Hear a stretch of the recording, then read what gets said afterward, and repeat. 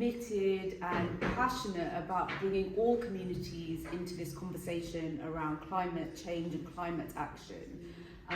So we're working especially with seldom heard communities. We know there's climate inequality, and global majority countries and communities suffer the most from climate change, yet input least to its causes.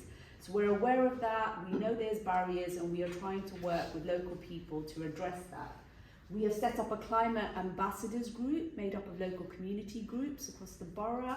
Rhoda Ibrahim is one of our climate ambassadors there from Safi, and then we have Jason Roberts Foundation Young Climate Ambassadors who have come as well.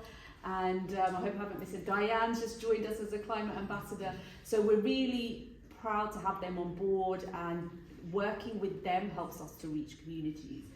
We also have a faith climate action group, and they are a group of passionate faith leaders who want to make a difference within their communities, and they care about the planet, and it's part of their faith teachings and their moral teachings. So recently we launched a faith climate action plan here, which is to help places of worship and faith buildings to reduce their climate impact by giving them a resource and a structure to help them do that. We work closely with young people and children, as Tom mentioned. So schools, we've got good partnerships with schools, with youth organisations like Jason Roberts Foundation and the Young Brent Foundation. And I'm so happy to see so many young people here today. We have some representatives from our Nisa Society Sunday School as well in Wembley. So this is key for us, as well as working with our young people who are going to be impacted. They're the generation that's really going to feel it.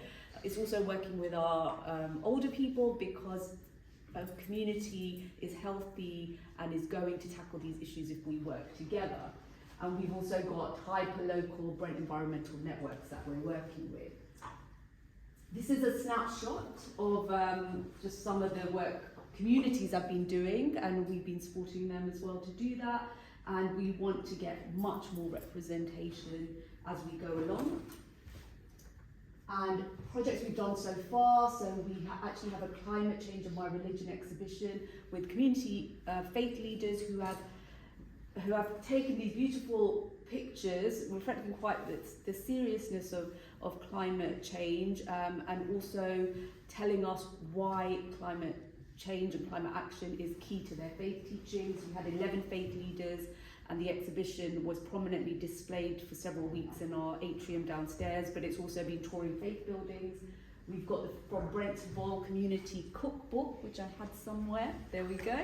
And this is a bunch of recipes and stories from local communities from here in Brent who are telling us why it's so important to reduce food waste, and how traditionally, and this is a common thread, that all these communities have stories and have parents, grandparents who have taught them, this is important to not waste food, and those stories come across in here.